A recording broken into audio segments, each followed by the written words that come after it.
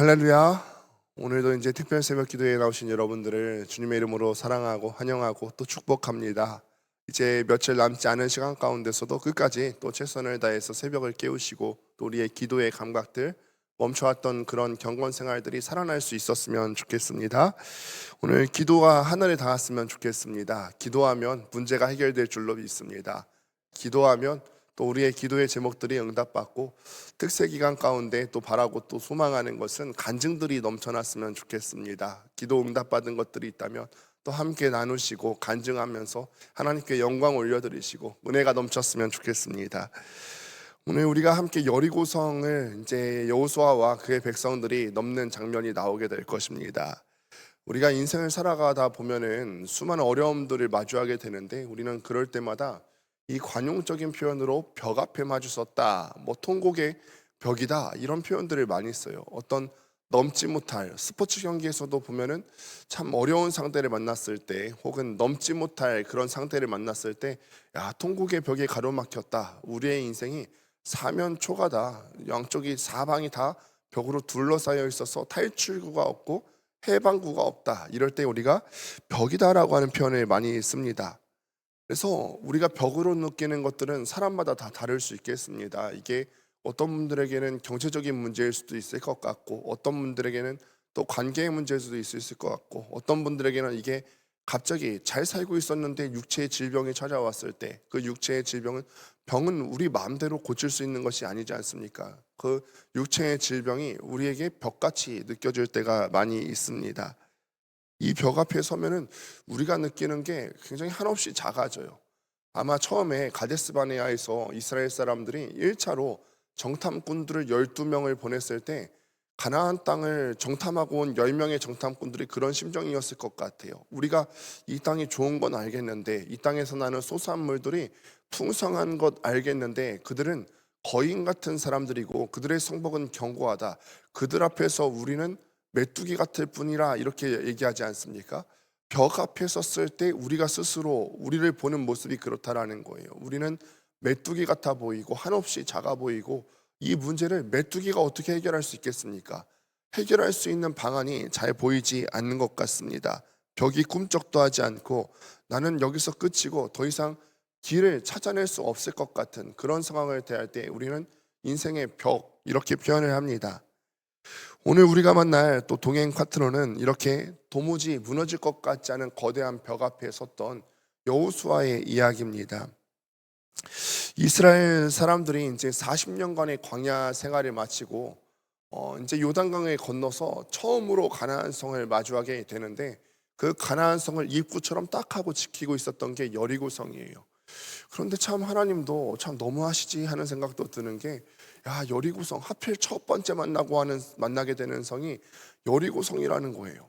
여리고성이 참 엄청나게 단단한 성이었거든요. 이제 고고학자들의 발견에 의하면 여리고성이 당시의 기술로서는 굉장히 획기적인 이중 성벽 구조로 되어 있는데, 외벽의 높이만 10.5m, 그리고 내벽은 비탈길로 되어 있어서, 비탈길로 되어 있으면 밑에서 봤을 때 더 높아 보이잖아요.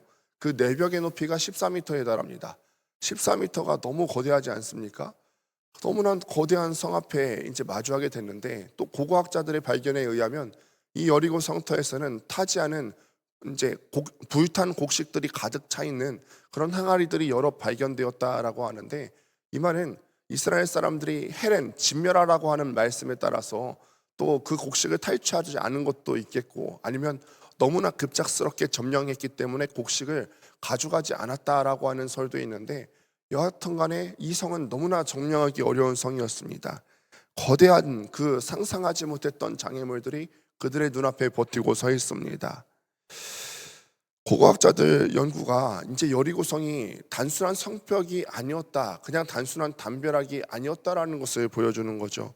이중성벽, 얼마나 높은 성입니까? 성벽 위에는 마차가 교행할 수 있는, 그러니까 왕복으로 다닐 수 있을 만큼 이 성벽이 엄청난 두께를 자랑하고 있었고, 그리고 이스라엘 사람들은 반면에 어땠습니까? 이렇게 성벽이 견고하면은 예전에 그 징기스칸의 군대처럼 성벽을 걸고 넘었을 수 있는 어떤 타고난 그런 성벽 전문가이었으면 좋았을 텐데, 이스라엘 사람들은 또 그렇게 탁월한 군사의 전문가들도 아니었습니다. 그들은 그냥 광야 생활했던 떠돌이였던 오합지졸이었을 뿐입니다. 여호수아 6장 1절 말씀을 보면은 당시의 답답한 상황을 이렇게 설명하고 있어요. 이스라엘 자손들로 말미암아 여리고는 굳게 닫혔고 출입하는 자가 없더라.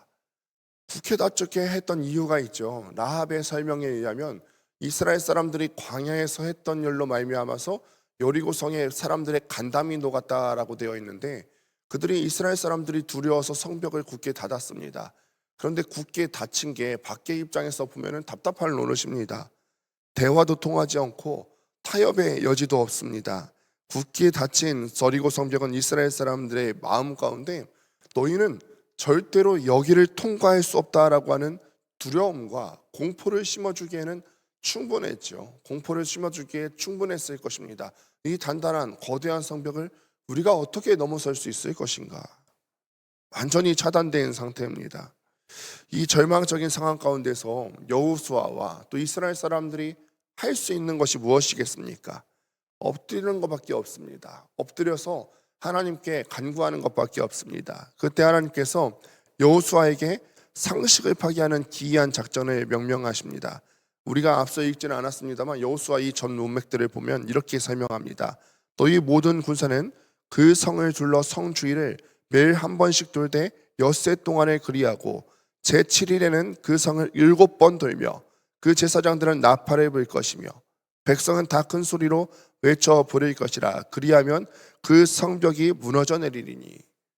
그러니까 하루에 한 바퀴씩 6일을 돕니다. 그리고 마지막 날에는 7번을 돕니다. 그러면 수학적으로 전체 몇 바퀴 도는 거죠? 13바퀴 도는 거예요. 13바퀴.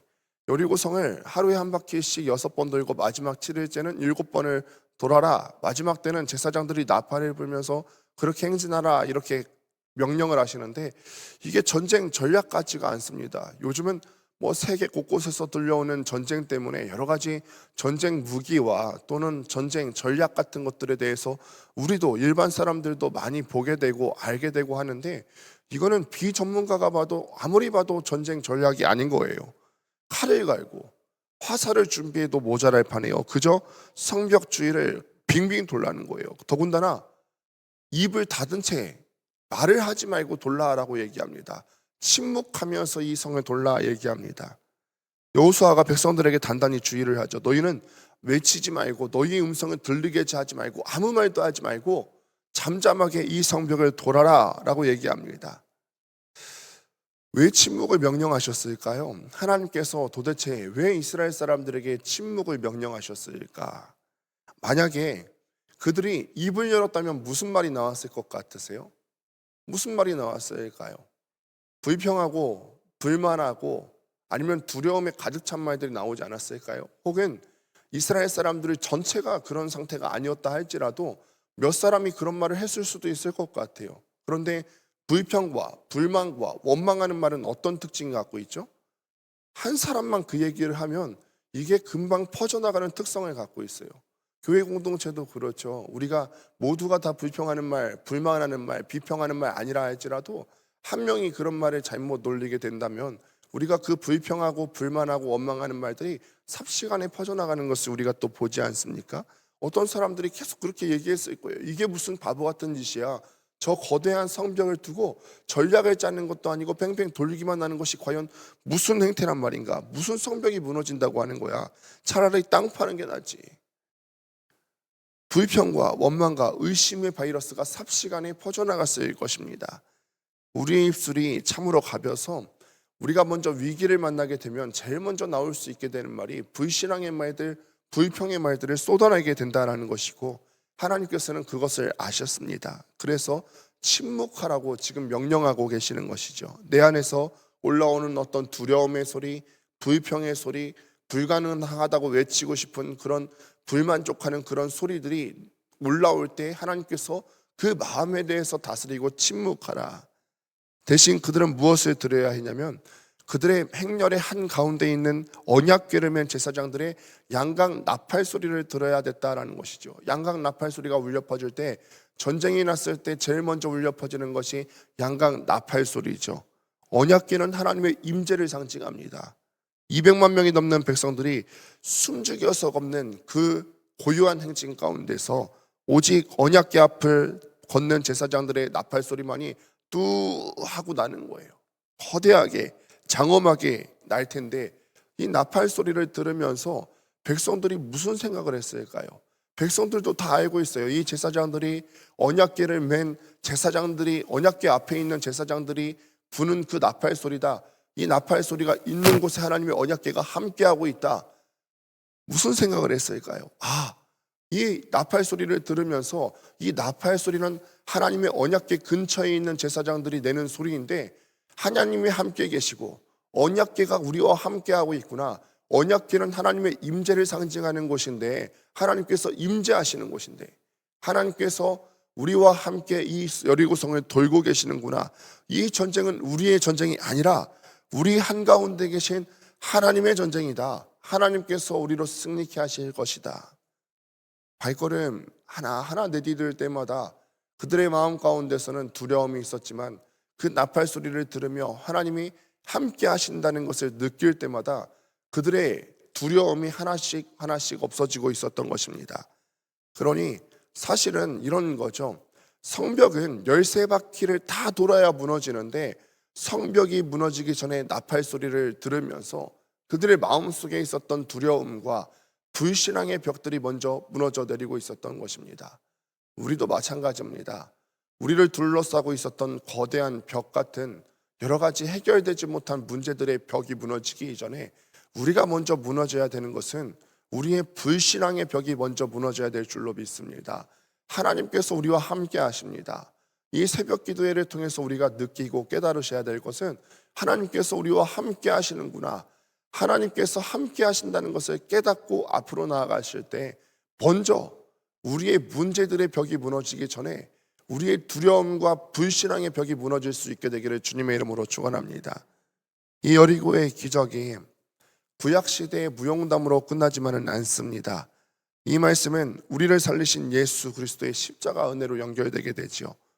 우리 인류 앞에는 저 여리고 성벽보다 훨씬 더 두껍고 단단한 벽이 우리 인생 가운데 다 있었습니다. 바로 죄와 사망의 벽이에요. 벽이라고 하는 것은 넘어갈 수 없게 만드는 것이 벽입니다. 그런데 죄와 사망의 벽이 우리를 여기서 영생으로 넘어가지 못하게 만들었고 우리가 하나님께로 넘어가지 못하게 만들었고 사망에서 생명으로 넘어가지 못하게 만드는 것이 바로 죄와 사망의 벽이었습니다. 벽이 생겼어요. 그런데 이 절망의 벽, 인간의 어떤 노력으로나 어떤 능력으로 넘을 수 없는 이 절망의 벽이 있었는데 아들 예수 그리스도께서 이 죄의 벽을 어떻게 무너뜨리셨습니까? 천군 천사를 동원해서 번개를 내리치셨습니까? 우리의 죄의 벽을, 절망의 벽을, 사망의 벽을 무너뜨리시기 위해서 어떤 물리적인 동원을 하신 것이 아니에요. 예수님께서는 겟세마네 동산에서 십자가를 향해서 한 걸음 한 걸음 내디디셨죠.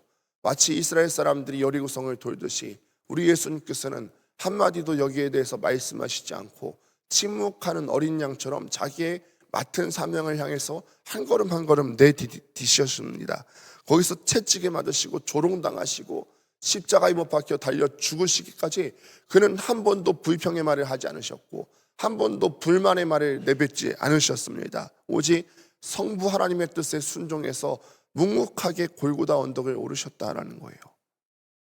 마치 이스라엘 사람들이 여리고성을 묵묵히 돌았던 것처럼 예수님께서 온갖 수치와 조롱 속에서도 우리를 구원하시겠다고 하는 그 열망을 가지고서 그 사랑 하나로 십자가를 향한 무거운 발걸음을 포기하지 않으시고 마침내 십자가 위에서 물과 피를 다 쏟으시고 그 순간 온 우주가 진동할 만한 위대한 외침을 터뜨리시게 되죠. 맨 마지막에 다 이루었다. 이건 상업적인 용어예요. 다 값을 치루었다라는 거예요. 우리 갈보리 라운지 이제 밑에서 다 하시지 않습니까? 갈보리 라운지 하실 때 미리 제가 힌트 하나 드린 겁니다. 어떤 힌트인지는 시험 문제 보시면 압니다. 시험 문제를 우리가 다 영성고사를 보시게 될 건데 다 이루었다의 뜻은 뭐라고요? 상업적인 용어로서 값을 다 치루었다라고 하는 뜻이에요. 그 순간 어떤 일이 일어났냐면 예수님께서 다 이루었다라고 하는 그때 성소의 휘장이, 그렇게 두껍게 짜여진 성소의 휘장이 위에서부터 아래로 쫙 갈라진 거예요. 성벽이 무너지게 된 역사가 일어났습니다. 우리의 인생 가운데 죄와 사망의 벽이 있어서 사람이 하나님께로 나아갈 수가 없었고, 죽음에서 생명으로 넘어갈 수가 없었고, 우리가 영원한 천국으로 넘어가기에 두터운 벽이 있었는데, 하나님의 아들인 예수 그리스도께서 돌아가시면서 이 두꺼운 성벽이 무너지게 된 줄로 믿습니다. 우리가 무너뜨린 것 아니고, 우리의 공로 아니고, 오직 십자가에서 피 흘리신 예수 그리스도의 완전한 순종과 사랑이 이 견고한 성벽을 무너뜨려 주신 줄을 믿습니다. 이제 우리는 그 찢어진 휘장 사이로, 무너진 성벽 틈새로 천국을 향해서 갈 수 있는, 하나님께로 향해 갈 수 있는 길이 열리게 되었습니다. 그 엿새 동안 침묵하며 돌았던 이스라엘 사람들, 제7번째 새벽에 일찍이 일어났습니다. 그리고 그날은 성벽을 7번 돌게 됩니다. 7바퀴를 다 돌고 났을 때 여호수아가 백성들을 향해 명령합니다. 외쳐라! 여호와께서 오늘 이 성을 너희에게 주셨다. 오늘 본문 여호수아 6장 20절 다시 한번 보시게 되면, 이에 백성은 외치고 제사장들은 나팔을 불며 백성이 나팔 소리 들을 때 크게 소리질러 부르니 성벽이 무너져 내린지라. 할렐루야. 백성들이 일제히 함성을 지릅니다. 그 순간 꼼짝도 하지 않았던 이 두꺼운 거대한 여리고 성벽이 와르르 무너져 내리고 맙니다. 소리의 어떤 물리적인 진동 때문에 무너져 내린 것이 아니라 하나님의 말씀에 끝까지 순종하며 나아갔을 때 하나님의 초자연적인 능력이 그들을 도우셨던 것입니다. 우리가 새벽을 깨우며 이 자리에 나와서 기도하는 것이 무엇입니까? 여리고성을 묵묵히 도는 것이라고 볼 수 있습니다. 우리의 소리를 내는 것 아니고, 우리는 침묵하며 잠잠히 이 소리를, 하나님의 소리가 들릴 때까지 끝까지 도는 거예요. 내 소리 내는 거 아니고, 불평의 소리는 잠시 내 마음속에 묻어두시고 입 밖으로 내지 않으시고 잠잠하게 하나님의 소리를 구하며 나아가는 시간이 바로 이 특세의 기간인 줄로 믿습니다. 어떤 분들은 불평합니다. 목사님, 제가 이 새벽 기도를 지금 얼마나 안 좋아하십니까?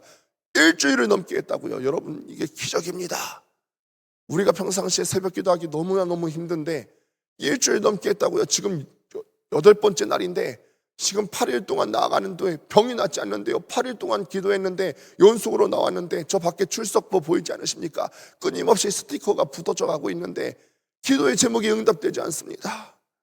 왜 우리 집 문제는 그대로고, 왜 내 남편은 여전히 핍박하고, 왜 우리 가정의 문제는 떠나가지 않고, 왜 내 경제적인 문제는 떠나가지 않습니까? 여러분, 이스라엘 사람들이 여리고성을 돌 때 13바퀴를 돌게 되는데 12바퀴를 돌 때까지 여리고성에 금 하나라도 갔다고 기록이 되어 있습니까? 나아만 장군도 그렇죠. 나아만 장군도 요단강 물에 강물을 담글 때 마지막 한 번 담그기까지 몸이 어떤 낫는 김이라도 보였다고 얘기하고 있습니까? 아니에요. 벽돌 한 장이라도 떨어지지 않았어요. 똑같습니다. 마지막 제7을 7바퀴를 다 돌고 외치기 전까지는 여리고 성벽은 처음과 동일하게 완전히 견고한 상태에 있었어요. 하나님의 때는 우리의 시간표와 다르다는 것을 기억하시길 바랍니다. 우리가 이때쯤이면 응답해 주셨으면 좋겠는데, 이만큼 했으니 하나님께서 우리에게 응답해 주셨으면 좋겠습니다 라고 하나님께 간구하는 것은 마치 이 소리와 같아요. 하나님, 내 보폭에 하나님의 보폭을 맞추셔야 됩니다. 마치 떼쓰는 어린아이와 같은 거죠. 그런데 서두에 말씀드렸다시피, 특세 첫 번째 날에 말씀드렸다시피, 동행이라고 하는 것은, 하나님과 동행한다라고 하는 것은 내 보폭에 하나님의 보폭을 맞추는 것 아니고 하나님의 보폭에 나의 보폭을 맞추는 것인 줄을 믿습니다. 내 시간표에 하나님의 시간표를 맞추는 것이 아니라 하나님의 시간표에 나의 시간표를 맞추는 것인 줄을 믿습니다. 그러니 눈에 보이는 변화가 없다고 해서 이 기도를 포기하지 마시기를 바랍니다. 하나님은 지금 우리가 눈물로 채워가고 있는 기도의 분량을 보시는 줄로 믿습니다. 그러니 우리가 묵묵히 또 십자가를 바라보면서 오늘 우리가 내딛어야 되는 한 걸음을 걸어갈 수 있게 되기를 바랍니다. 문제의 벽, 거대한 벽 앞에서 내 잔머리를 굴리지 마십시오. 사람 찾아다니며 하소연하고 험담하고 내 입술을 열고 싶어하는 그 입술을 닫으시고, 하나님께서 우리에게 말씀하신 대로 침묵하라. 하나님께서 역사하실 때까지 침묵하라. 하나님께서 역사하실 때까지 불평하지 말고 불만하지 말고 이기적인 소리 내지 말고 침묵하라.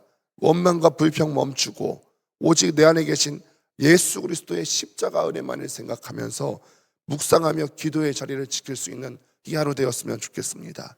어쩌면 오늘 이 새벽이 여러분의 인생에 가로막힌 여리고성을 도는 7번째 바퀴가 도는 날이 될 수도 있습니다.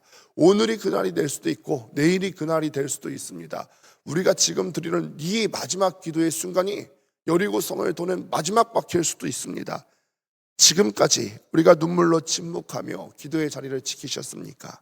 도무지 변할 것 같지 않은 깜깜한 현실 가운데서도 우리가 불평하지 않고 포기하지 않고 주의 옷자락을 붙잡고 여기까지 오셨습니까? 이제는 우리의 입술을 열어 부르짖을 때입니다. 지금까지 침묵하셨다면 마지막 바퀴를 돌면서 여호수아가 이스라엘 사람들에게 함께 명령하였던 것처럼 외쳐라! 라고 명령하셨던 것처럼 지금은 우리가 외칠 때입니다. 주님께서 말씀하십니다. 환난 날에 나를 부르라. 내가 너를 건지리니 네가 나를 영화롭게 하리로다. 조용히 이제는 속으로만 앓지 마시고 오늘 이 아침에 여리고성이 떠나갈 듯이 큰 소리로 함께 외쳐 부르짖고 우리의 문제의 벽이 떠나갈 듯이 하나님 앞에 외치고 또 부르짖는 시간 되었으면 좋겠습니다. 주여, 내 가정의 따리를 들고 있는 이 경제의 문제가 떠나가게 하여 주옵소서. 주여, 이 새벽에 우리가 부르짖을 때 우리 가정을 방해하는 악한 마귀 사탄이 떠나가는 역사 있게 하여 주옵소서. 주여, 이 시간에 우리가 부르짖을 때 육신의 질병이 떠나가게 하여 주옵소서. 주여, 이 시간에 우리가 부르짖을 때 우리의 문제가 떠나가게 하여 주시옵소서. 우리가 믿음으로 부르짖을 때 하나님께서 친히 그 성벽을 무너뜨리실 줄을 믿습니다. 견고했던 절망의 벽이 평지가 되어서 오히려 우리가 승리의 깃발을 꽂고 전진하는 영광의 디딤돌이 될 것입니다. 오늘 하루도 우리가 하나님 앞에 기도하며 나갈 때 문제보다 크신 하나님을 바라보면서 오늘 우리가 걸어야 되는 그 한 걸음을 씩씩하게 담대하게 내걸을 수 있게 되기를, 우리의 소리를 내는 것이 아니라 하나님의 일하심을 간구하면서 오늘 하루도 기도하며 나가시기를 주님의 이름으로 축원합니다. 기도하겠습니다.